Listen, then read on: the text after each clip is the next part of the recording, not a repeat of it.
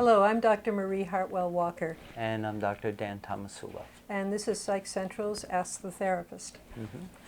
Dan, a number of letters have come in recently where people are very concerned about something they did in the past where, I'm sorry, I need to start that again because I had it reversed. How can I forgive my partner? Now how can I forgive me? Right. Okay.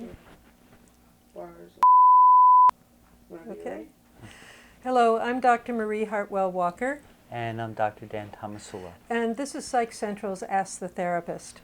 Dan, a number of letters have come in recently from people who are asking essentially, how can I forgive my partner for something my partner did that hurt me terribly? And we've tried to hold the relationship together, we've tried to go on, but the fact is I'm still hurting.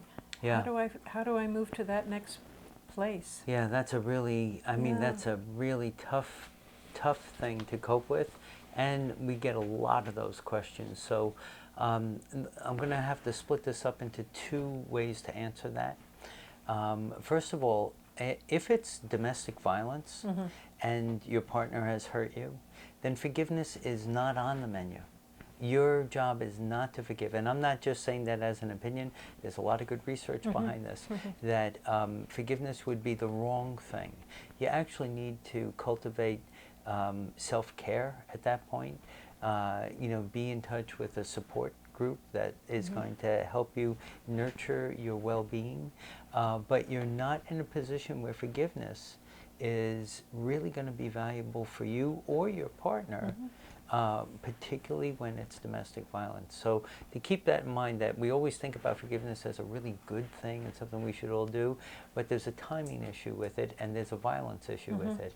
And that really comes from the literature. But if it's something like someone overspent, absolutely. and put the family in some financial jeopardy, or if someone lied in a way that was hurtful but not devastating, but it calls into question the trust in the relationship. How do we move past those kinds of things? See, that's an important distinction, because now that kind of forgiveness we also know a lot about. And one of the things that gums people up is that, the anger and the frustration is sort of on the front end of it, and it kind of blocks the forgiveness. So one of the first things that you do is you recognize that you've had transgressions against other people, and you really start to take some ownership and a sense of who you have harmed.